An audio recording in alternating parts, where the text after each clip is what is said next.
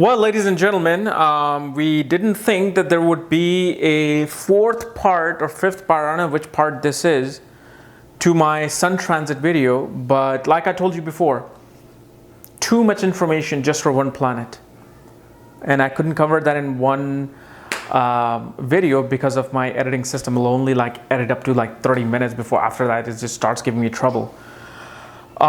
So yeah, today is the part E, I think. Or part D, I don't know. And today we're going to talk about a little bit of an advanced concept that is, may not be so easily understandable by a regular Joe. So if you're new to astrology, you know what your planets are, your signs are, what your ascendant is, where everything is placed, and you're studying your transits by watching my last 3 videos. Well, this video is going to talk about a different branch of astrology. Different branch of astrology known as Jaimini astrology. Jaimini. No, it's not Geimini. It's not your zodiac sign astrology. It's Jaimini astrology, created by sage Jaimini. And in Jaimini astrology, I've made a video on that. I've actually made a video on Arudha Lagna. However, the video that I made is a bit controversial because many other astrologers kind of contradicted to it, because I really found more truth in following the way of studying Arudha Lagna the way Kapiel Raaj does. And the way Kapiel Raaj does, I don't want to explain that here or even in a separate video. It's simply the software that I use to, when you look at the link here and you get the report, the full astrological report, including my books and consultations. In this report, there's a special section for Jaimini, and it tells you your Arudha Lagna. Whatever this software tells you your Arudha Lagna, that is your Arudha Lagna. No other way to calculate your Arudha Lagna. Arudha Lagna simply means that the chart of the illusion. I don't know how else to explain this. What Arudha Lagna simply shows is what the world thinks who you are. See, you might be a Scorpio ascendant, but world might think I'm a Gemini ascendant. World might think, man, you got Gemini-like qualities and features. Like if we look at a celebrity, we're like, man, this guy is doing very intense roles. He's got to be a Scorpio ascendant or something. And then you get to figure out that person is a Cancer ascendant. Because it's your image into the world. It's what world perceives you as. That's what Arudha Lagna is. And the way it's calculated very quickly is you look at where your ascendant is placed. So let's say if you're a Aries ascendant, your Mars is placed in the 10th house. What happens is you count 10 places from Mars itself. So 7th house becomes your Arudha Lagna. If Mars is in the 7th house, and this is how Kapiel Raaj does it, if Mars is in the 7th house, then your first house, your true ascendant, is your Arudha Lagna as well. Although there's a major rule that I actually also learned, where if your ascendant lord is in the 7th house, you count 10 places from the 7th house and that becomes your Arudha Lagna, which is not the way to go, because I found more evidence through Kapiel Raaj studies than studies of this other person that I kind of studied through. So just look at the chart, forget the methods that I'm showing you, look at the chart that you get in my report. That is your Arudha Lagna. No ifs, ands, or buts. So once you see, okay, well, I am truly a Gemini ascendant, but my Arudha Lagna is Capricorn. What's going to happen?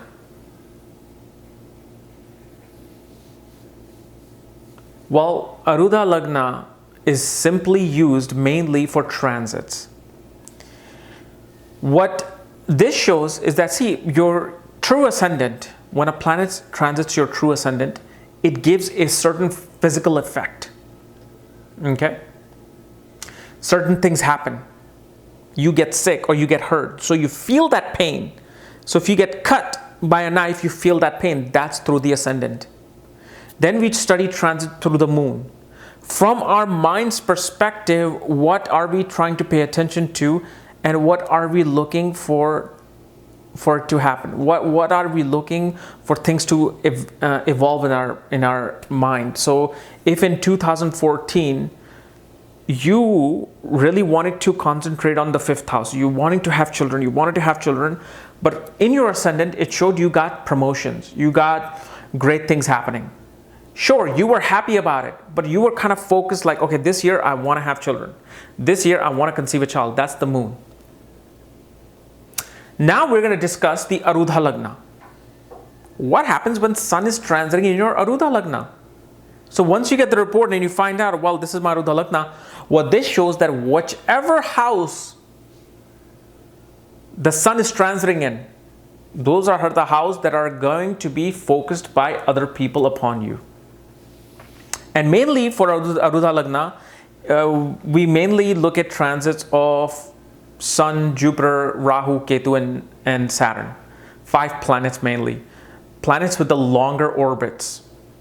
I know Sun is only lasts in a sign for 30 days, but since Sun is the king, they always have it there to study in the Arudha Lagna. But mainly you study the planets with the longer orbit. That takes 1 year, 2.5 years, 18 months to transit. So in this chart, when sun transits your 1st house, people will pay attention to you. People will be putting their focus upon you. You know, like when you can say, wow, you're the focus of the party. You're the light of the party. That's what happens. Without you doing anything, you walk into a place and people pay more attention to you. They want to talk to you. They want to interact with you. They make you focus on yourself. You don't do it, they do. They meaning the world.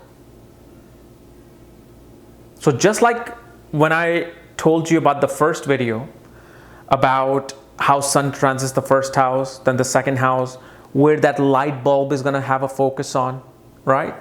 Arudha Lagna is, without you looking at it, somebody else is going to make that judgment about you. They're going to praise you or they're going to hate you. So let's say sun is debilitated in the sign of Libra. Sun is transiting the 10th house in your Arudha Lagna. So if sun transits the debilitated sign over the 10th house, shows one might get insulted at work. One might run into somebody while you're at a grocery store. You walk out, some junkie curses at you, insults you in front of like 10 other people. It's a very minute thing. You probably don't even think about it like, oh my God, whatever, another druggie. But if your sun was transiting 10th from the Arudha Lagna, your image into the world, your prestige into the world, it got hurt during that time. Same thing with Saturn, which I will discuss obviously in Saturn, like Saturn transiting the 10th house in the Arudha Lagna. Most of the time, it brings too many responsibilities and it may actually hurt your image. Like people will not look at you as a hard worker, but I'm going to talk about this in Saturn. I just want to give it to you as a little example. You know, sun transiting your 7th house. Other people are going to judge your spouse and your ability to interact with people. You walk into a place, let's say sun is exalted in the 7th house, transiting in your Arudha Lagna. We're not talking about the other charts, just your Arudha Lagna chart, Arudha Padha chart. Sun transiting in the 7th house shows exalted that your wife people will be appreciating your wife, your spouse. And you will run into very authoritative people during this time who will praise you. If sun is debilitated in the 7th house in the Arudha Lagna, then either the image of the spouse may not be the greatest in the society. You may run into people who are not of the right personality or who are not of the right mind and soul. So now other people are coming in your life to do your things. So let's say if I was doing a full consultation for someone, not career or marriage that I do, just full consultation, and I saw that your sun was transiting the 10th house in your birth chart, exalted, for a particular month. Then I saw that from the moon, sun was transiting the 7th house. One thing I can definitely say to this person, that within this month, you will find great recognition in your work and promotion in your work, because both 7th and 10th house are houses of career, because 7th house is 10th from the 10th, the Bhavad Bhavam of the 10th house. And I will also say that from your mind, you are also wanting to concentrate on your marriage in this month, and your focus is either towards finding the partner, or you're dealing with this issue of the partner because your sun rules this house from the moon. Then I will go to Arudha Lagna. In Arudha Lagna, sun is transiting the 8th house, exalted, in the sign of Aries. That's where I will say, you know what? Not only did you get a promotion during this period, and not only is your focus towards your spouse, but at the same time, you kind of discovered discovered something. Either you were able to solve and discover a certain illness, or you also benefited through your in-laws. Your in-laws really appreciated you in this time, and your hidden enemies were also exposed by you during this period. So remember, I said you did not do anything to your in-laws. I said your in-laws really appreciated you during this time period. Same thing with the moon. Moon only transits for 2.5 days in the zodiac sign. This is why moon can really be looked at in this manner. But let's say maybe for those hours, you might be on the phone with your in-laws. You might be, at their home, and they, give you a gift, or they appreciate you, and you're like, wow, okay, they're appreciating me. What's going on? But your exalted moon could be transiting the 8th house of in-laws in your Arudha Lagna chart. And without you wanting to ever thinking about it, needing it, wanting it, it happens. Same thing, like, if I saw a debilitated sun transiting the 10th house, I'm like, just don't try to have any arguments at work. Don't try to, show too much of your ego at work, because it may hurt you. Also, try to listen to your spouse in this time period. Try not to overpower her in this month. But then, sun was transiting in the ascendant, exalted. I'm going to say, but regardless of this, you were insulted by somebody. And let's say if sun was ruling the 11th house, and sun was in the ascendant as your Arudha Lagna, okay? So somebody from your network circle must have said something to you, or must have hurt your ego during this time. This is how you study a simple transit astrology. And this is just simple, one small part of a consultation that you would do. This is why a full consultation, like if I was to ever do a full consultation, it would probably last 90 minutes. 60 to 90 minutes easy. And that's why when I did this back in 2009, 2010, oh my goodness, I couldn't even do one consultation after a while. It's so much, you take on so much of that person's energy, because now you're looking at every single aspect of their life. Because the way I start full consultations is I start from your ascendant nakshatra.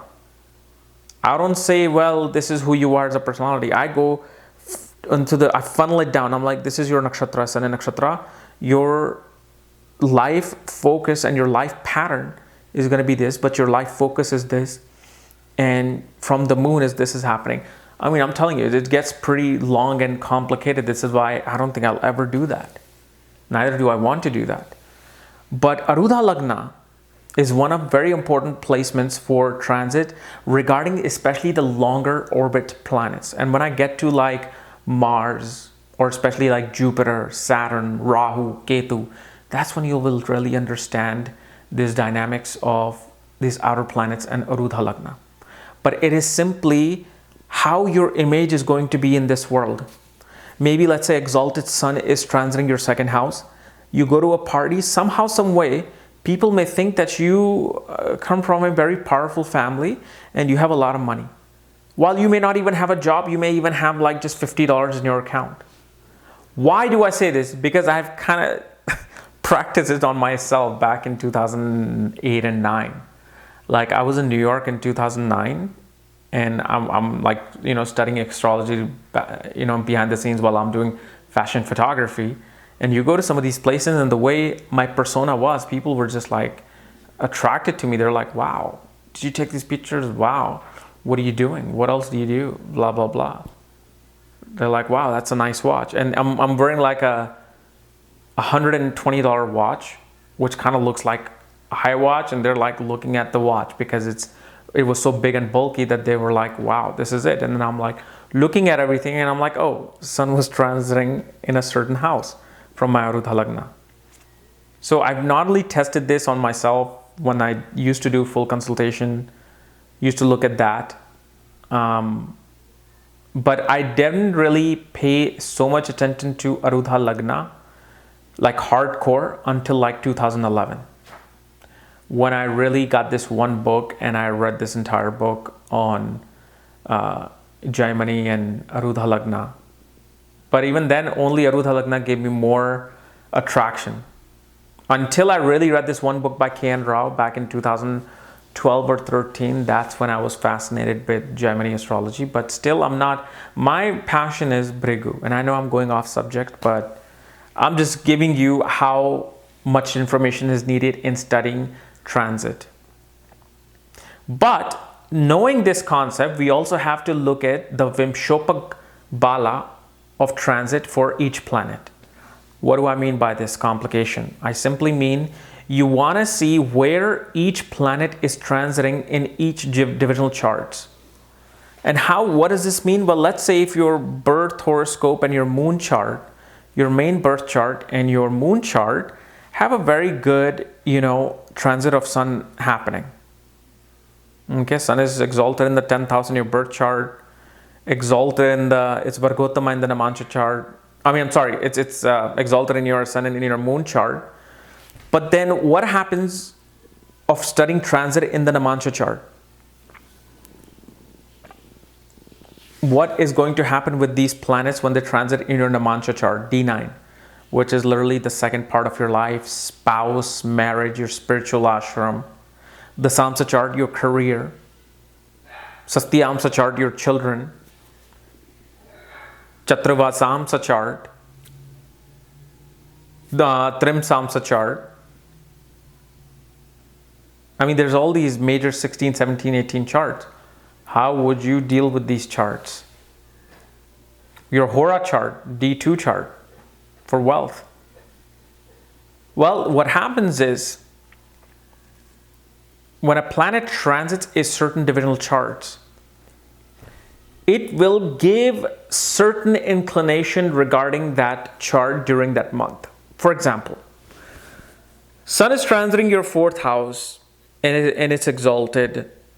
Sun is in the 2nd house from the moon. So it shows in this time period, you're really going to be feeling very proud about your family. Your focus is going to be put into your family, dwelling, home, mother, dealing with some issues in the home. You may be having a lot of parties happening in the home where the bright sun is having people look at your home. But then in the Saptamsa chart of your children, is transiting the 10th house. What does that do? Well, let's say if your children are 8, 9, 10, 15, 16, 18, what's going to happen in that particular time period? You may also be concentrating on what my children's career are doing now. You may sit down and have a conversation with your child like, hey, so what are your career aspirations? What do you want to do? When you have these conversation in a very awkward manner, it's not because you just simply wanted to talk to them out of nothing. No, it is the transits in the sky that make you do every single thing. Why am I shooting this video? Is probably not because of my free will. Is because the way everything is in this universe of astrology is saying this is now the time where you need to get up from your desk and come and shoot this video. Your free will could be, okay, I want to end the video now. It's a very mysterious, complicated thing, but that's how you study a divisional planets, especially Sun, in a divisional chart. Because remember when in the video 1 and 2, I was talking about that the light bulb, You're working somewhere and then the light bulb of the sun is saying, look, pay attention here. In the divinal chart, it'll do that. So in your children's chart, if it's transiting the 7th house, perhaps you would be focusing on their marriage. Who are they going to marry? You're going to talk about marriage in that time period. You're like, do you want to marry? Who do you want to marry? You know, the pressure that parents put on you. I get those things every day. So that's how you would look at it. And let's say, for example, in the Drikna chart of your siblings, Sun is transiting the 6th house. You may want to, you probably, when it comes to your siblings during that time period, you know, that degree part that I talked about in the first chart, you may want to concentrate on your siblings' health. You may call them, say, so how's your health? Or you may be helping them, taking them to the doctor, or some issue, obstacles they may have. You might be focusing on that part if you have your siblings. Usually Drikna can also be used for cousins and friends as well.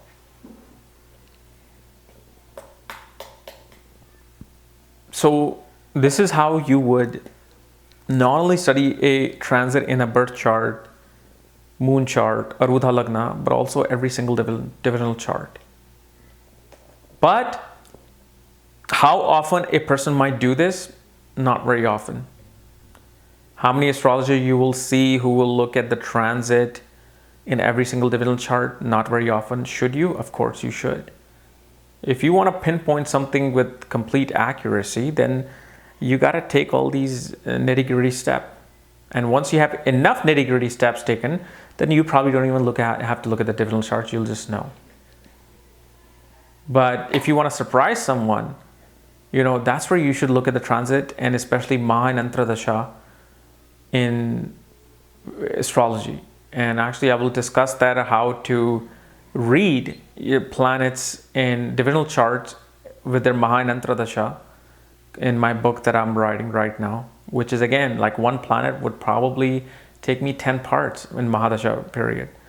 But this is probably the final video for my son, where I just wanted to give you guys this little bit of tidbit of little advanced knowledge of, you know, the transits of the sun, especially like there are rules like in Arudha Lagna for certain ascendant, sun transiting the 1st, 3rd, 6th, 10th, 11th will do certain thing. So it gets even more complicated. I honestly have looked into it, but never really dived into it for so long now. But I just wanted to discuss it because it's part of that learning process. Perhaps if you ever take a full-on astrology school, someone will go into much detail than me about these things. Okay? So guys, this was my analysis of sun transit. If you're new to my channel, subscribe below. And if you want to know where your sun is placed, all your divisional charts, planet replacements, books, consultations, for that, check out the links here. Otherwise, we'll see you tomorrow. Bye-bye.